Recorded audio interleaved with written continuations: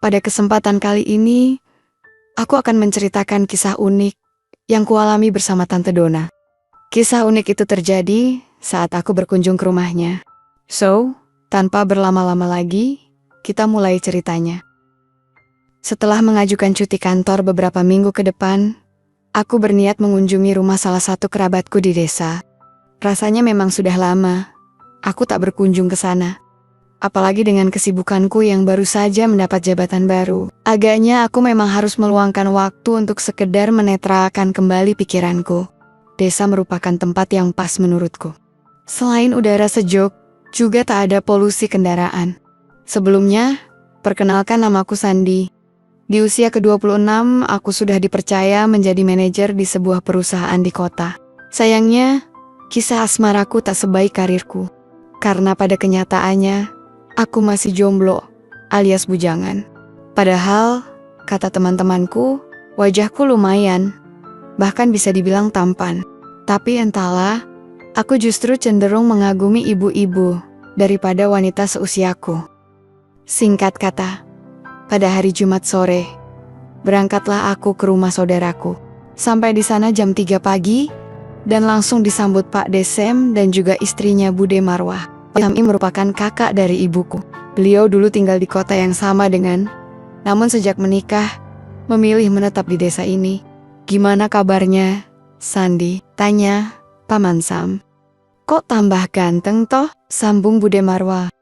Akhirnya setelah berbasa-basi sebentar, aku pun dipersilahkan untuk istirahat di hamar yang sudah disediakan. Hamar yang cukup sederhana, dengan beberapa sekat triplek antar hamar. Maklumlah, Pade dan budeku memang orang yang sederhana, tapi tidak bisa dikatakan kekurangan juga. Karena pasalnya Pakde masih memiliki berhektar-hektar sawah. Hanya saja ia memilih untuk hidup apa adanya untuk masa depan kedua putra mereka.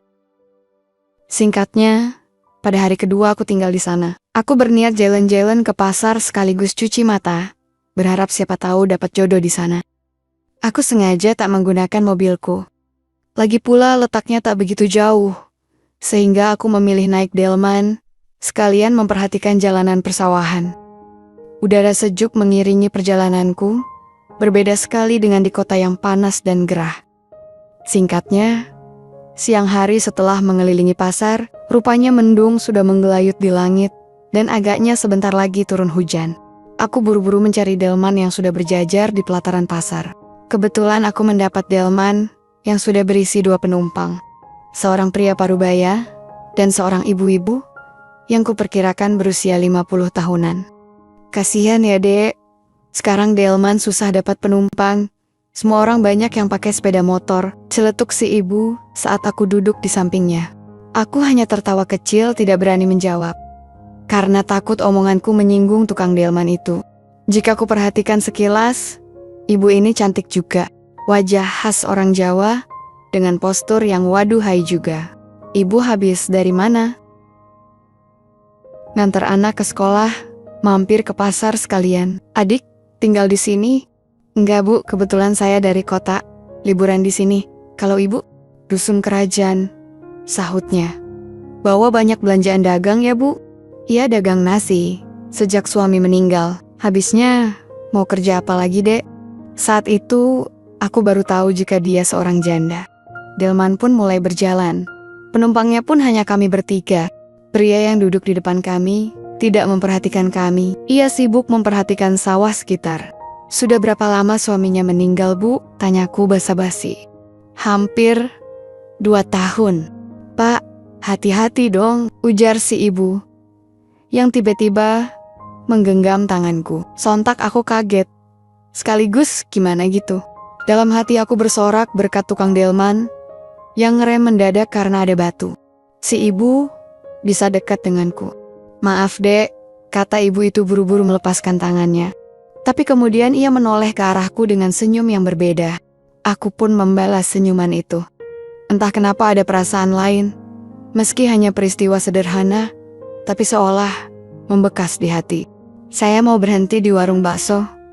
Ibu ikut? Tanyaku pada ibu itu. Aku segera mengambil uang 10.000 untuk membayar delman. Dan ternyata saat aku turun, si ibu ikut turun di warung bakso yang kutuju. Tunggu, Dek.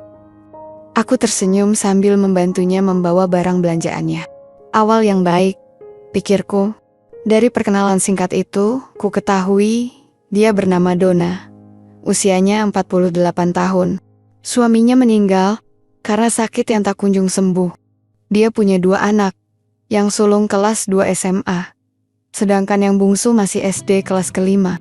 Terus kalau bapak sudah nggak ada gimana bu? Tanyaku sambil menunggu pesanan bakso. Gimana apanya dek? Itu urusan nafkah batin. Ibu masih cantik tapi suami udah nggak ada. Apa nggak ada niat berkeluarga lagi? Tanyaku. Nggak lah dek anak-anak. Juga enggan kalau ibunya menikah lagi. Kalau urusan nafkah, ya dialihkan cari kesibukan lain. Mendengar hal itu, entah keberanian dari mana, aku justru menggenggam tangannya. Bukannya marah, Bu Donna malah tersenyum, menoleh ke arahku. Kalau lain kali kita jalan? Gimana bu? Jangan panggil ibu lah, panggil tante aja. Iya tan, hehe. Jadi gimana tan? Mau nggak jalan-jalan sama saya? Tante Donna pun tersenyum. Tante sendiri, apa sama anak-anak? Caniannya? Iya, berdua dong tan. Sahutku tertawa. Dek Sandi bisa aja, ujar Tante Donna sambil mencubit tanganku. Kemudian tiba-tiba, ia menggenggam tanganku lebih erat, seolah-olah memberi kode setuju.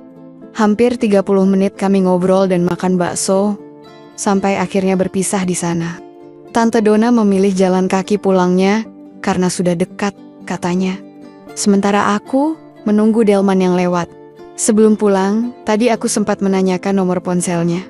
Tentunya agar lebih mudah jika aku ingin janjian dengannya. Singkat kata, sesampainya di rumah Bude, notifikasi pesan langsung kuterima. Tante Donna menanyakan apakah sudah sampai di rumah. Bahkan dari obrolan singkat itu, berlanjut ke arah lainnya. Dek Sandi, main-mainlah ke rumah. Aku senyum-senyum sendiri mendengarnya. Kapan Tan? Mumpung saya belum pulang ke kota. Besok, gimana? Baik Tan, sahutku sambil mengirim emotikan hati padanya. Jujur rasanya tak sabar, ingin segera bertemu. Apalagi aku saat itu sudah seperti orang kasmaran saja. Entahlah, sepertinya aku sudah jatuh cinta. Keesokan harinya, Tante Donna mengirim lokasi rumahnya padaku. Rupanya rumah Tante Donna tak begitu jauh dari rumah budeku, sehingga aku memutuskan untuk berjalan kaki ke sana. Singkatnya, aku sampai di depan gang menuju rumahnya. Dari gang itu, rumah Tante Donna, aku berjalan kira-kira 100 meter. Rumahnya sederhana dan lingkungannya agak kumuh. Di depan teras, rupanya Tante Donna sudah menungguku. Silahkan Dek Sandi, ujar Tante Donna menyambutku di depan rumahnya. Dengan menggunakan daster sederhana, ia mempersilahkanku ke ruang tamunya. Ini anak tante, hari ini dia libur. Tante Donna memperkenalkan putranya yang duduk di ruang tamu. Diki, Om. Diki menyalamiku dengan sopan. Dulu sewaktu bapak masih ada, rumah gak begini Dek Sandi. Barang-barang sudah habis dijual buat ngobatin bapak. Jelas Tante Donna. Aku tak menjawab. Sedikit merasa iba mendengar yang dikatakannya. Jemput adikmu Ki, sekalian motor isi bensin. Nanti sore ibu mau pergi, ujar Tante Donna pada putra sulungnya. Dengan segera Diki beranjak pergi. Setelah motor berbunyi, Tante Donna tiba-tiba mengunci pintu rumahnya. Ia lantas duduk di sampingku, ngebuat jantung ini dak-dik-duk tiba-tiba. Saat itulah aku mengerti tujuannya, menyuruh Diki pergi. Kenapa gugup gitu Dek Sandi? Ujarnya sambil tersenyum. Enggak kok Tan, jawabku terbatas. Sebentar, Tante bikinin kopi ya? Gak usah Tan, Sandi cuma ingin ngobrol kok kesini. Tante Donna kemudian duduk kembali di sampingku. Jadi cuma ingin ngobrol aja, gak ingin lainnya, ujar Tante Donna yang tiba-tiba meletakkan tangan tepat di atas perahu layarku. Ujarku yang kaget, karena berpikir terlalu cepat untuk memulai tugas negara. Tambah dok-dik-duk jantungku. Apalagi waktu Tante Donna mengambil perahuku di parkirannya. Tak ingin membuang waktu, apalagi Diki bisa saja pulang. Akhirnya aku menyambut baik niat mulia tersebut. Tante Donna memang antusias sekali orangnya. Terbukti ia buru-buru menyiapkan sajian istimewanya dengan meletakkan jajaran kabinetnya saat itu. Aku merem saat Tante Donna bersimpuh mengambil perahu hormatku. Lantunan nada dering bergema, bahkan syair Melayu pun terdengar pula. "Belum pernah ya, Yui?" "Ah, belum tante," sahutku. Sungguh aku tak menduga. Padahal semula aku mengira jika ia pendiam orangnya. Ternyata Tante Donna memiliki langkah dan saran sendiri bagaimana mengatasi problematikanya. Bahkan dia sendiri yang meletakkan hikmah kehidupan tersebut pada wadiah sebelum aku meletakkannya. Aku tak percaya, bahkan benar-benar tak percaya. Namun, di saat Tante Donna hendak tiba pada tujuannya, mendadak pintu diketuk dan seketika kami kaget. Saling pandang gelagapan. Buru-buru kurapikan kabinetku, begitu pula dengan Tante Donna. Aku berlari menuju dapur, sementara Tante Donna melangkah ke depan pintu setelah membereskan kabinet negara pula.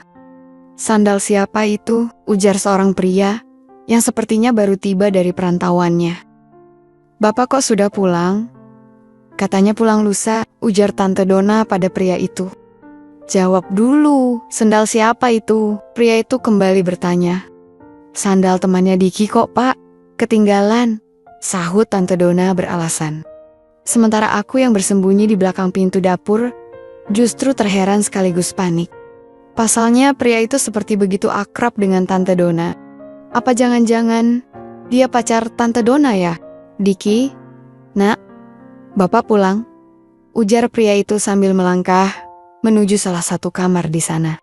Pada saat yang sama, Tante Donna memberi kode agar aku segera pergi dari sana. Akhirnya, dengan perlahan, aku melangkah, lalu berlari secepatnya. Beruntung aku tak membawa sepeda atau motor, sehingga bisa dengan mudah pergi begitu saja. Hanya saja, yang aku heran, siapa pria tadi? Apakah dia pacar Tante Donna atau suaminya? Tapi, bukankah Tante Donna mengatakan jika dia sudah janda? Pertanyaan itu terus saja menghantuiku. Sampai seperempat jalan, akhirnya aku berhenti di sebuah warung dan memesan es, sekaligus mencari informasi yang sebenarnya. "Baru 3 atau 4 bulan tinggal di sana, Mas. Suaminya merantau ke Kalimantan dan dulunya tinggal di perumahan asri.